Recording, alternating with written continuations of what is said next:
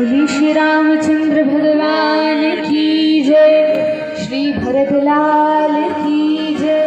हरे कृष्णा कृष्णा कृष्णा हरे हरे, हरे राम राम राम हरे हरे। भरत जी तो बड़े क्रोध में आ गए और कहा कि किस माता की कोख से मेरा जन्म हुआ है।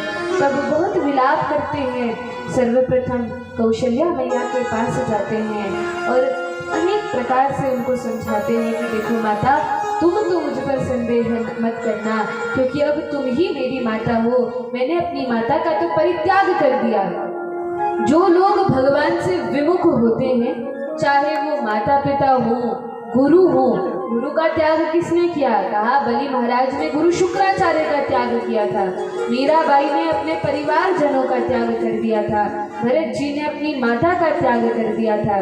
जो लोग भगवान से विमुख हो, भगवान के भक्त ना हो और भक्ति में आते ना हो, ऐसे लोगों का तो परित्याग करना ही श्रेष्ठ है। और तब भरत जी सभी सभासदों को समझाते हैं, गुरुदेव को, माताओं को, मंत्रियों को, अयोध्या वासियों को, सभी को समझाते हैं कि आप लोग चिंता मत कीजिए। भले ही मेरा जन्म कुमाता के गर्भ से हुआ है, लेकिन मुझे अपने भैया राम पर पूरा विश्वास है कि वे मुझे दीनहीन को त्यागेंगे नहीं, क्योंकि भगवान तो पतित पावन है। वे मेरी रक्षा अवश्य करेंगे, वे मेरी बात अवश्य मानेंगे। और तब अपने मधुर वचनों से सभी को समझाया। सभी को भरत जी की बात बड़ी अच्छी लगी और गुरुदेव ने कहा कि मैया ने कहा, माता कौशल्या ने कहा कि जो भरत लाल पर संदेह करते हैं, उन्हें भगवान की भक्ति कभी प्राप्त नहीं हो सकती है। इसलिए भगवान के भक्तों पर कभी संदेह नहीं करना चाहिए, क्योंकि उनका तो अनुराग भगवान के चरण कमलों के प्रति होता है। तब भरत जी ने सभी को तैयार कर लिया। पालकी सजने लगी। माताएं पालकी पर बैठकर, गुरुदेव भी आगे आगे होकर, सभी अयोध्यावासी चलने के लिए तैयार हैं कि हम वन में जाकर रामचंद्र को मनाकर वापस लेकर आ जाएंगे। और वनवास का आदेश मिला ही है तो मैं वन में रह लूंगा। भरत जी कहते हैं मैं वन में रह लूंगा, लेकिन रामचंद्र को वापस लेकर आ जाएंगे। ऐसी भावना से सभी लोग चलते हैं। हृदय में थोड़ा विश्वास होता है, थोड़ी उमंग की, आशा की किरण होती है, लेकिन जब पहुंचते हैं तो सभी जानते हैं गुरुदेव ने, माताओं ने, भरत जी ने अनेक अनेक प्रकार से समझाया, लेकिन रामचंद्र अपने वचन पर दृढ़ है। जो संकल्प एक बार कर लिया है उस पर दृढ़ है और अपने पिता के वचनों को तोड़ना नहीं चाहते।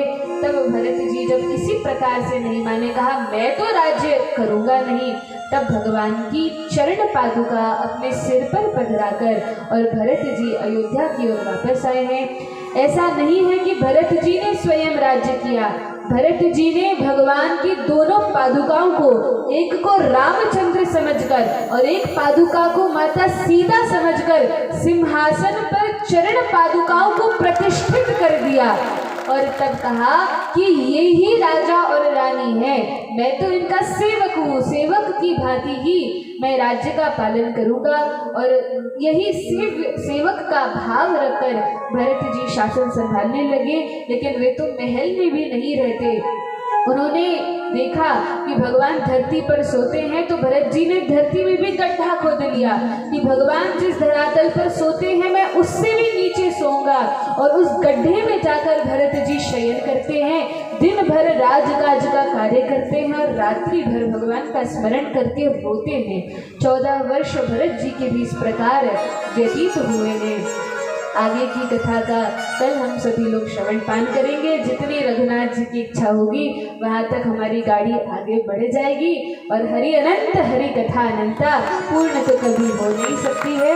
बोलिए सियावर रामचंद्र भगवान